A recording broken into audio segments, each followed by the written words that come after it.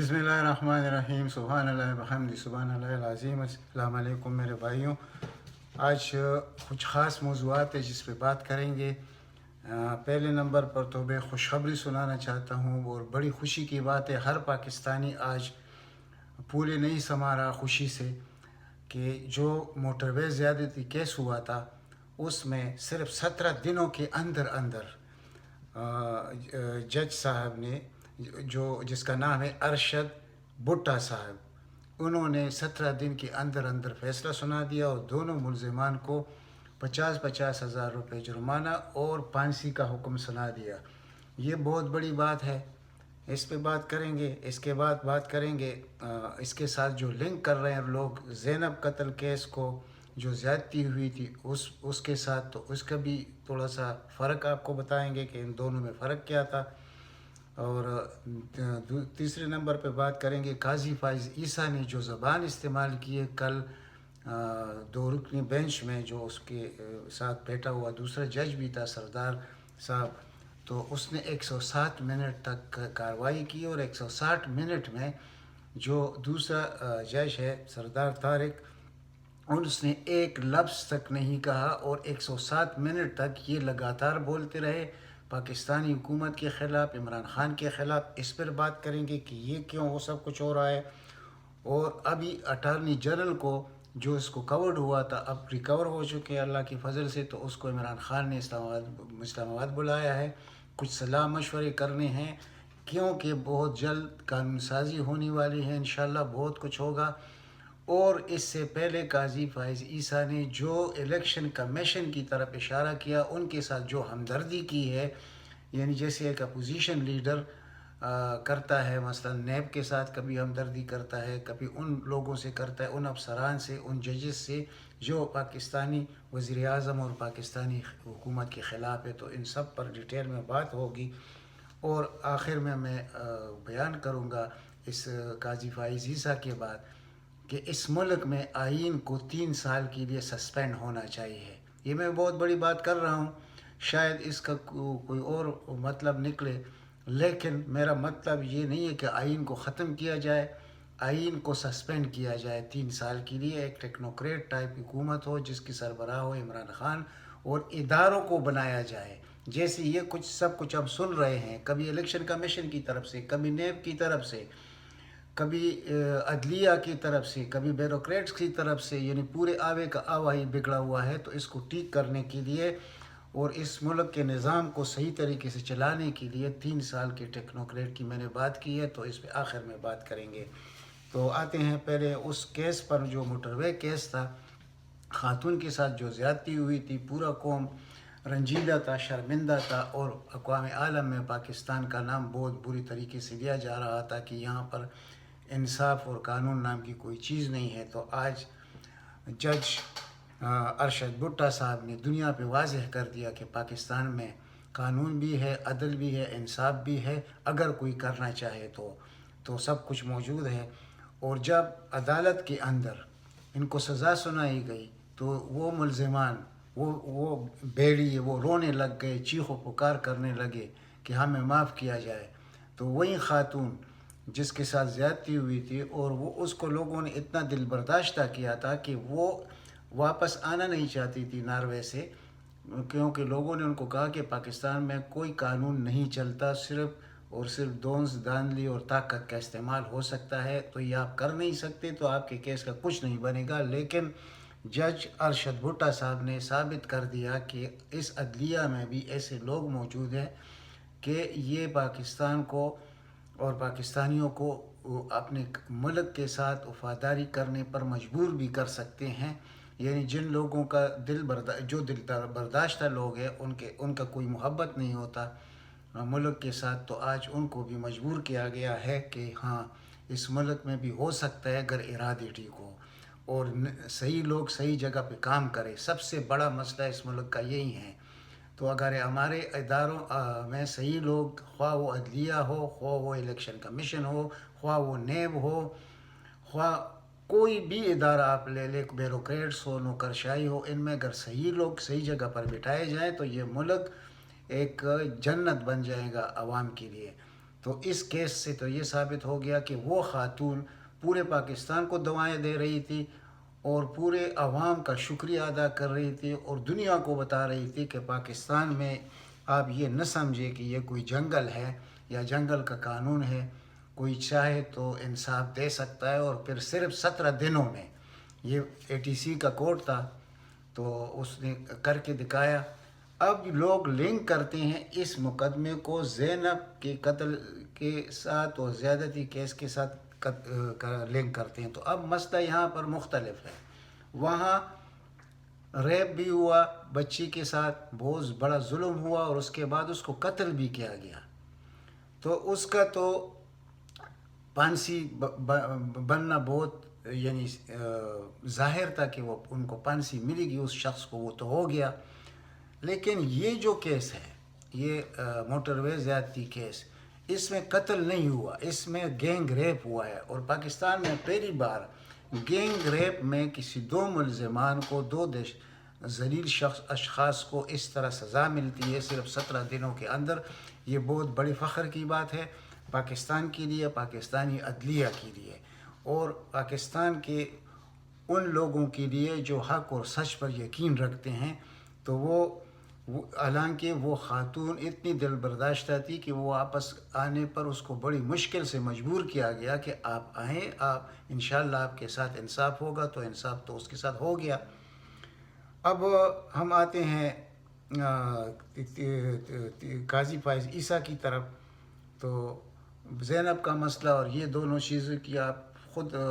Differentiate کر سکتے ہیں کہ اس میں اور اس میں فرق کیا تھا۔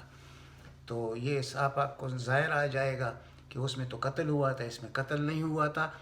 لیکن میں تو کہتا ہوں کہ اس سے بڑھ کر یہ سر عام پھانسی، پاکستان کے 99% لوگ چاہتے ہیں کہ یہ پھانسیاں، اس قسم کے لوگوں کی پھانسیاں سر عام ہونی چاہیے تاکہ لوگ خود دیکھ سکیں۔ لیکن ہمارے پاس جو لبرل مافیا موجود ہے، چند خواتین ہیں اور چند اینکر حضرات ہیں، وہ دنیا کو کیا سے کیا دکھانا چاہتے ہیں اور پاکستان پہ پابندی لگانے تک کی جاتی، یعنی یہ اس قسم کے لوگ ہیں، یہ لبرل مافیا،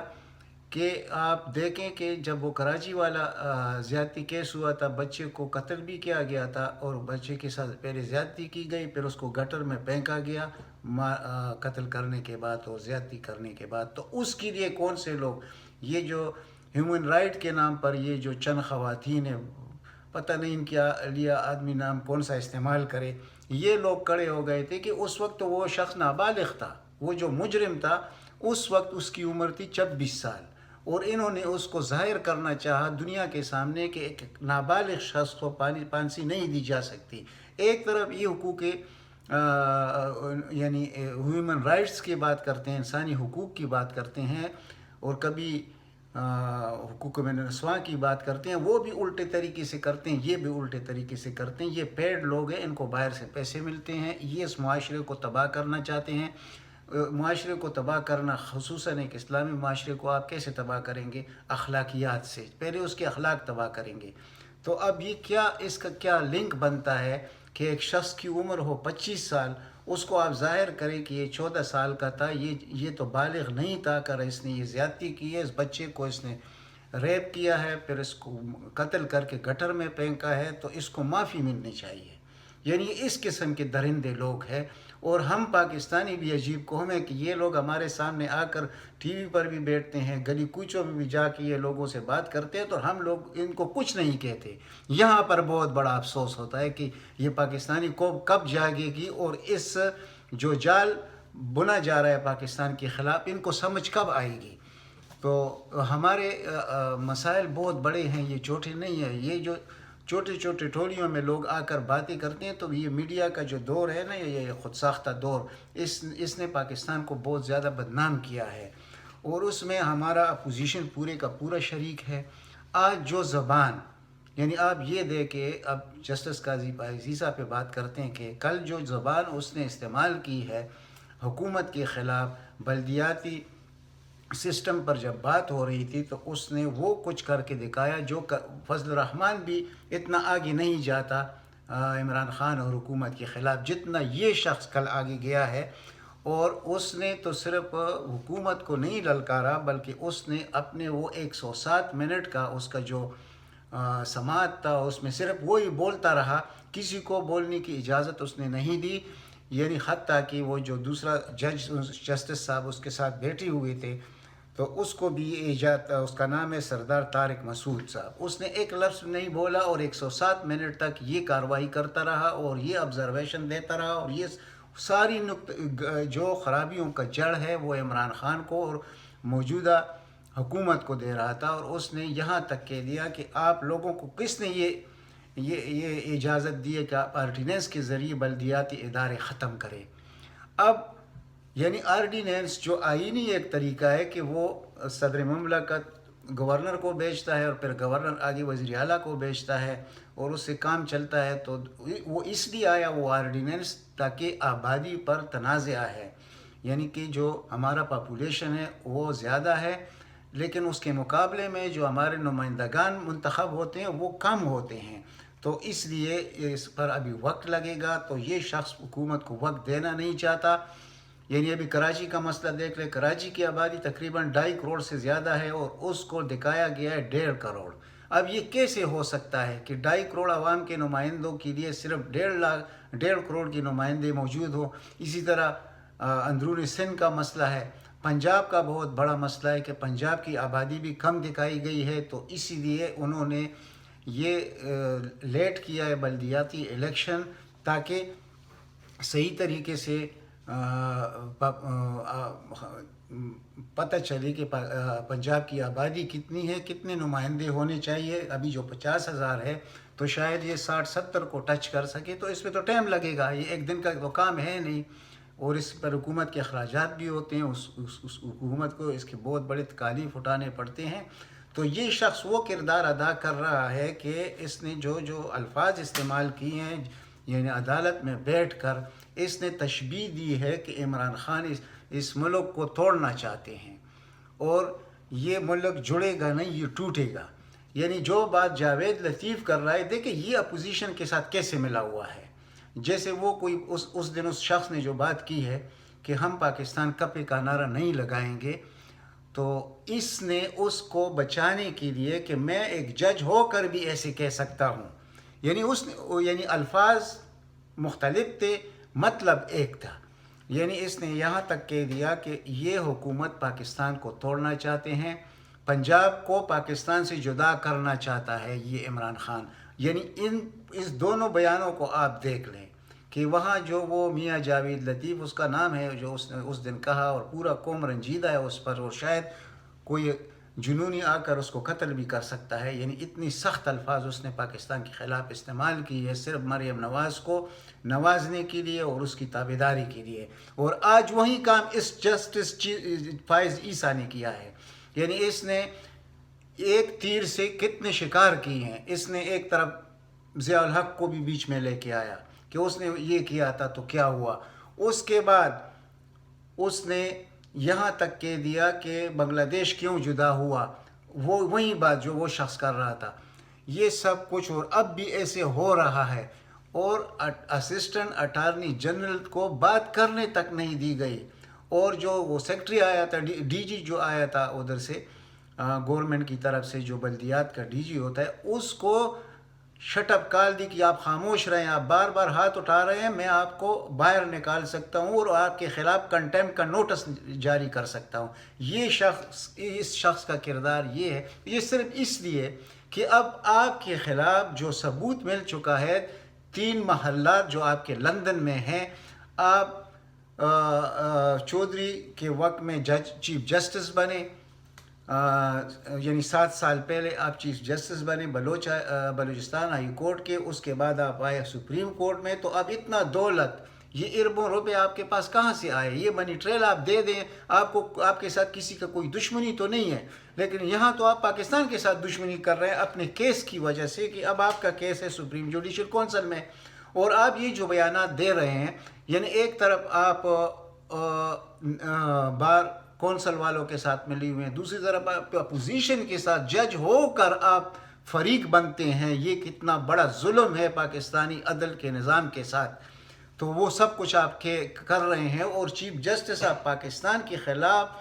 اشاروں کنایوں میں آپ بات کرتے ہیں، یعنی آپ اداروں کو بھی تقسیم کرنا چاہتے ہیں اور اس ملک کو تباہی کی طرف دھکیلنا چاہتے ہیں۔ اگر آپ کا یہ خیال ہے کہ آپ پاکستان کی چیف جسٹس بنیں گے 2023 میں، یہ خیال میرے خیال میں آپ کو اپنے دل سے نکالنا چاہیے کہ جو شخص اپنے دفاعی ادارے کے خلاف ہو اور وہ پھر پاکستان کا چیف جسٹس بنے، یہ کیسے ہو سکتا ہے؟ اور پھر اس پر یہ ساری ایلیگیشن جتنی بھی ہے، اور جو منی ٹریل آپ نہیں دے سکتے، آپ پہ ثابت ہو چکا ہے FBI میں کہ آپ کا کوئی منی ٹریل نہیں ہے، تو آپ کیسے رہیں گے جج؟ یعنی چیف جسٹس پہ یعنی ابھی آپ بیٹھے ہوئے ہیں، تو یہ اتنا بڑا ظلم ہے کہ آپ پاکستان کی عدالت عظمیٰ میں بیٹھے ہوئے ہیں اور صرف آپ کا کام ہے کہ حکومت کے خلاف کام کرنا، اور یہاں پر آپ کبھی چیف الیکشن کمشنر کا ساتھ دینے کی کوشش کرتے ہیں، کبھی الیکشن کمشنر کا ساتھ دینے کی کوشش کرتے ہیں، ہر اس آدمی کا آپ ساتھ دے رہے ہیں جو موجودہ حکومت کے خلاف کے ساتھ تصادم میں ہیں، خواہ اس میں نیب کے لوگ ہو، خواہ اس میں عدلیہ کے لوگ ہو، خواہ الیکشن کمیشن کے لوگ ہو، خواہ پیمرا کے ہو، جس جو آئینی ادارے ہیں، ان سب کا آپ دفاع کر رہے ہیں موجودہ حکومت کے تعصب میں۔ تو یہ کیسے ہو سکتا ہے؟ یہ کام ہوا تھا چودھری افتخار کے وقت میں کہ اس نے صرف ایک پارٹی کو ٹارگٹ کیا تھا اور نواز شریف کو کہاں سے کہاں پہنچایا تھا، حالانکہ خود نواز شریف کچھ بھی نہیں تھا، صرف اس شخص نے یہ سب کچھ کیا۔ آج وہی کھیل آپ دوبارہ کھیل رہے ہیں، لیکن ایسے ہو نہیں سکتا۔ لیکن خدا نخواستہ آپ چیف جسٹس بنے اور کل وہ ان لوگوں کے سینکڑوں کیسز آپ ختم کریں، جیسے آپ نے حدیبیہ پیپر مل کا کیس ختم کیا، یہ کیس آپ کا پیچھا قبر تک نہیں چھوڑے گا۔ تو اگر اس طرح ہو جائے، یہ ناممکنات میں سے میں بار بار کہتا ہوں کہ پاکستان رہے گا یا یہ لوگ دوبارہ اقتدار میں آئیں گے، تو پاکستان رہے گا لیکن یہ لوگ دوبارہ اقتدار میں نہیں آئیں گے۔ اگر ایسا ہوا، اگر کی بات میں کر رہا ہوں، تو آپ کا مطلب کیا ہے کہ اس ملک کو جس نہج پہ ان لوگوں نے پہنچایا ہے، کیا آپ نہیں سمجھتے؟ آپ جج ہے، آپ کو سب کچھ پتہ ہے کہ ان لوگوں نے کتنا بڑا ظلم کیا ہے اس ملک کے ساتھ، یعنی اتنا بڑا ظلم دنیا میں کسی قوم کے ساتھ نہیں ہوا جو پاکستانی قوم کے ساتھ ان دو خاندانوں نے کیا ہے، وہ خواہ زرداری خاندان ہو، خواہ نواز شریف خاندان ہو، انہوں نے، اور آپس میں ان کے اختلافات کتنے زیادہ ہے لیکن بغض عمران میں یہ سب ایک ہے۔ تو اب عوام کو سمجھنا پڑے گا۔ یہ میں کر رہا ہوں یہ ویڈیو میں عوام کی سمجھانے کی، یہ نہیں کہ ہم آپ سمجھتے نہیں ہیں، جو نہیں سمجھتے میں ان کو سمجھانے کی کوشش کرتا ہوں کہ عمران خان اس وقت ایک مظلوم وزیر اعظم ہے۔ یہ میں پہلی بار کہہ رہا ہوں، مظلوم کا مقصد میرا کیا ہے کہ ہم لوگوں نے اس کو بڑے تن میجارٹی کے ساتھ بٹھایا ہوا ہے، وہ کوئی قانون سازی کر نہیں سکتا۔ اب جب امید ہو چلی ہے سینٹ الیکشن کے بعد کہ انشاءاللہ اب قانون سازی ہوگی، صرف ترامیم نہیں کر سکے گا کیونکہ 2/3 میجارٹی تو پھر بھی نہیں ہے، اور سینٹ میں بھی فل اس کے پاس میجارٹی نہیں ہے، لیکن پھر بھی کامن سیشن سے یہ بات حل ہو سکتی ہے اور قانون سازی ہوگی۔ صرف یہ ہوگا کہ ترامیم نہیں ہو سکیں گے، جس کے لیے 2/3 میجارٹی چاہیے۔ اب جب یہ مسئلہ ہے سامنے عمران خان کا، اور ان لوگوں نے جو کچھ 40 سال میں اس ملک کے ساتھ کیا ہے، اور عوام چاہتے ہیں کہ یہ 2.5 سال کا جو عرصہ گزرا ہے تو اس ملک میں دودھ اور شہد کی نہریں کیوں نہیں بہائی گئی؟ عمران خان تو جھوٹا تھا، عمران خان نے تو کچھ سچ نہیں بتایا۔ بھائی یہ گند اگر کسی اور کے حوالے ہو جاتا، یعنی جو گند ان دو پارٹیوں نے اس ملک کے ساتھ جو زیادتی کی ہے، میں اس سے آگے والے لوگوں کی بات نہیں کرتا، کیونکہ پھر اس میں ایوب خان جیسے شاندار لوگ بھی ہیں، یعنی کہ اس ملک کو چند سالوں میں کتنی اونچائی پر لے کے گئے تھے۔ اس کے بعد جتنا بھی دور آتا ہے، ضیاء الحق کا دور آیا، کوئی کچھ بھی کہے لیکن ضیاء الحق کے زمانے میں نہ کوئی رشوت جانتا تھا، نہ یہ کام کر سکتے تھے، نہ کوئی غیر قانونی کام ہو سکتا تھا، سر عام پھانسی بھی دی جاتی تھی، اور پھر اس سر عام ایک پھانسی کی وجہ سے پھر 15 سال تک کسی بچے کے ساتھ زیادتی نہیں ہوئی تھی۔ لیکن آپ لوگوں کا جب دور آیا ہے، جب چودھری کی عدلیہ بحال ہوئی اور ان لوگوں کی 13 سال سے حکومت ہے سندھ کا کیا حشر کیا، پاکستان کا اس سے 5 سال پہلے جو ان کا دور تھا اس میں پاکستان کا کیا حشر کیا، اب اس کے بعد جب آیا نواز شریف، تو نواز شریف نے تو بالکل پاکستان کا بٹھا ہی بٹھا دیا۔ تو اب اگر ان لوگوں کو کے ساتھ آپ کی ہمدردی ہے تو یہاں پر تو انسانیت پر بھی انسان کو شک پڑنے لگ جاتا ہے کہ دنیا میں انسانیت نام کی کوئی چیز باقی بھی ہے یا صرف اور صرف سیلف انٹرسٹ باقی رہ چکا ہے، اپنی اولاد اور اپنا گھر، باقی ملک جائے باڑ میں، جہنم میں، عوام مارے جیے، اس سے آپ لوگوں کا کوئی تعلق نہیں ہے۔ تو یہاں میں نے مظلوم وزیر اعظم اس لیے کہا ہے کہ یہ جو 2.5 سال کا عرصہ ہے اس کے خلاف کیا کیا سازشیں ہوتی رہیں، وہ ایک قدم آگے نہیں بڑھ سکتا، لیکن اس کے ارادے دیکھیں، وہ مضبوط بنیادوں پر پاکستان کو کڑا کرنا چاہتا ہے، اور انشاءاللہ بھی کڑا ہو کے لوگ دیکھیں گے کہ پاکستان کس وجہ سے کڑا ہو گیا۔ کیا کوئی کچھ بھی کرے موجودہ حکومت کے ساتھ، اللہ کی فضل سے کوئی کچھ نہیں کر سکتا۔ یہ اب بھی انشاءاللہ 2.5 سال میں بھی جو ان کے قدم ہے وہ اچھائی کی طرف ہے، اور جو باقی 2.5 سال ہے اس میں انشاءاللہ آپ دیکھیں گے کہ یہ جو مہنگائی کا رٹ لگایا ہوا ہے لوگوں نے، حقیقت حال کسی کو پتہ نہیں ہے۔ میں نے کتنی دفعہ سمجھانے کی کوشش کی ہے، تو بار بار کہنے کی ضرورت نہیں ہے۔ تو اس طرف میں اشارہ اس لیے کر رہا ہوں کہ بہت بڑا ظلم ہوا ہے اس ملک کے ساتھ، خصوصاً جو 10 سال آخری یہ 2 پارٹیوں کی تھی، انہوں نے اس ملک کو تباہ و برباد کر کے رکھ دیا ہے۔ اب آئین کو سسپینڈ کرنے کا میرا مقصد کیا ہے کہ 3 سال کے لیے اس ملک کے آئین کو سسپینڈ کیا جائے۔ اس کا مقصد یہ ہے کہ دیکھیں جب سے 18واں ترمیم پاس ہوا ہے اس وقت سے لے کر آج تک یہ ملک فیڈریشن نہیں رہا، یہ کنفیڈریشن بن چکا ہے۔ اب جتنا مینڈیٹ کراچی میں وزیر اعظم کو ملا ہے عمران خان کو، وہ کراچی میں کچھ نہیں کر سکتا، کیونکہ وہاں حکومت ہے کس کی؟ زرداری پیپل پارٹی کی۔ تو ابھی 18ویں ترمیم میں اس کو اجازت نہیں ہے کسی کام میں مداخلت کرنے کی، اور سندھ کے اندر تو پھر کچھ بھی نہیں ہو سکتا۔ اور سندھیوں کی جو آج کل کی زندگی، اللہ تعالیٰ سب کو بچائے کہ یعنی کتے کاٹنے والی ویکسین تک ان کے پاس اویلیبل نہیں ہے، اور سندھ کو جو کوئی دیکھتا ہے تو ان کے آنسو نکل آتے ہیں کہ یہ کنڈرات ہے یا کوئی صوبہ ہے۔ تو اس لیے میں کہہ رہا ہوں کہ اس آئین کو سسپینڈ کرنا پڑے گا۔ 3 سال کے لیے ٹیکنوکریٹ کی حکومت آئے گی، اس کا ہیڈ ہوگا عمران خان انشاءاللہ، اور اس میں سب ایک ساتھ ہوں گے، اس میں جو مقتدر لوگ ہوں گے وہ بھی ساتھ ہوں گے، اور یہ ایسے فیصلہ نہیں ہوگا اگر کوئی حل نہیں نکلتا، اور ملک کے پاس اتنا زیادہ وقت نہیں ہے اس کو کھڑا کرنے کے لیے، تو اس کا یہ کہ حل نکلے گا وہ یہی ہوگا کہ اس آئین کو 3 سال کے لیے معطل کیا جائے قانونی طریقے سے۔ اور جب ادارے بنے، ہمارے ادارے سے مطلب کیا ہے؟ جو بڑے بڑے ریگولیٹر ہے، جو آئینی ادارے ہیں، جو ہماری بیوروکریسی ہے، جو ہماری نوکرشاہی ہے، ان سب کو ٹھیک کر کے ان کی جگہ پر صحیح لوگوں کو لایا جائے، تو آپ دنوں میں دیکھیں گے کہ یہ پاکستان انشاءاللہ کہاں سے کہاں پہنچے گا۔ اور اگر 2 سال بعد آپ دیکھیں گے اور یہ کچھ ہو گیا جو میں کہہ رہا ہوں، تو یہ یورپ سے آگے والا ملک ہوگا۔ یہ وہ ملک ہے جو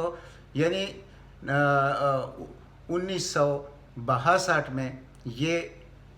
چائنا کو قرضہ دیتا تھا، یہ وہ پاکستان ہے۔ اور اب ہم کون ہیں؟ ہم چائنا کے فقیر ہیں۔ یعنی آپ اندازہ لگائے کہ گڈ گورننس اور بیڈ گورننس کے نتائج کیا ہوتے ہیں، اور پھر آئینی جو نقصان ہوتا ہے، آئین کی طرف سے عوام کے ساتھ جو نقصان ہوتا ہے، تو آپ خود دیکھیں۔ یعنی اگر کوئی سائل کسی عدالت میں جاتا ہے، سالوں گزر جاتے ہیں، اس کی نسل ختم ہو جاتی ہے، لیکن اس کا کیس کبھی ختم نہیں ہوتا، اس کا حق اس کو نہیں مل سکتا۔ تو پھر ایسے آئین کو کیا چومنے ہم لگ جائیں؟ تو شاید لوگوں کو بہت برا لگے یہ میری یہ بات، ان لوگوں کو جو پاکستان سے نفرت کرتے ہیں، لیکن میں نے وہ بات کر دی جو میرے دل میں تھی۔ انشاءاللہ آپ اس چینل کو سبسکرائب بھی کریں گے اور زیادہ سے زیادہ شیئر کریں گے، میری بات عام آدمی تک پہنچائیں گے۔ اللہ تعالیٰ آپ سب کو اپنے حفظ و امان میں رکھے۔ والسلام۔